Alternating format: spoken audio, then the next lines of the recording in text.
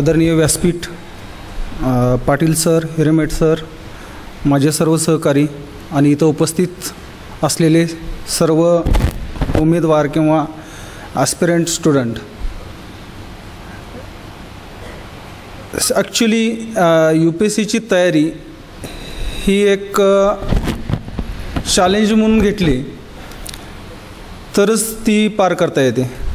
माझ्यासारख्या ग्रामीण भागातून आलेल्या विद्यार्थ्याला जी जगातील 2 नंबरची अवघड परीक्षा म्हटली जाते, इथंपर्यंत येण्यासाठी प्रचंड कष्ट घ्यावं लागले, काही गोष्टींचा त्याग करावा लागला. 2009-10 पासून मी तयारी करतो आहे. 2010 साली मला नायब तहसीलदार पद मिळालं, 2011 साली असिस्टंट रजिस्ट्रार मिळालं, 2013 साली मला असिस्टंट कमिशनर सेल टॅक्स हे पद मिळालं आणि आता UPSCमध्ये मला मी यशस्वी ठरलो. ॲक्च्युली एखादा व्यक्ती यशस्वी होतो तर ते यशस्वी होण्यापाठी मग त्याचे कुटुंबाचे सहकार्य महत्त्वाचे असतात आणि हे सहकार्य मला माझ्या घरातून, माझ्या भावाकडून मिळाले.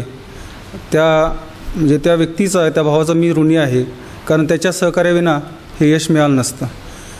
ॲक्च्युली UPSC मी कधी सिरियस घेतली नव्हती आत्तापर्यंत, ह्या अटेम्प्टपर्यंत. 3 अटेम्प्ट दिले मी, यापूर्वीचे अटेम्प्ट मी सिरियस दिले नव्हते. जास्त माझा फोकस MPSCवरती होता. यावर्षी ठरवलं होतं की UPSC एक सिरियसली रजा टाकून 2-3 महिने द्यायची आणि ते आम्ही एक चांगल्या प्रकारे प्लॅनिंग केलं. माझे 2 मित्र होते, महेश कारंडे, ते कॅपो क्लास 1 होते, आणि बाळासाहेब नागवे जे ऑलरेडी IRS सिलेक्टेड होते. अशा तिघांनी मिळून आम्ही ग्रुप बनवला आणि अभ्यासाची सुरुवात केली.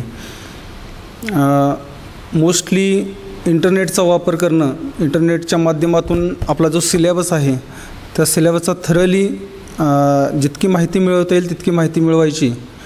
त्यानंतर दुपारी ज्यावेळी जेवणाला बसतो किंवा संध्याकाळी एकत्र जेवणाला बसतो त्यावेळी विविध मुद्द्याचं डिस्कशन करणं, असे किंवा सिलेबस वाईज इतर माहिती मिळवणं, जेणेकरून UPSC असं डायरेक्ट प्रश्न कधी विचारत नाही, तर बरेच थिंकिंग प्रोसेस त्यामध्ये आपल्याला इन्क्लूड करावं लागते.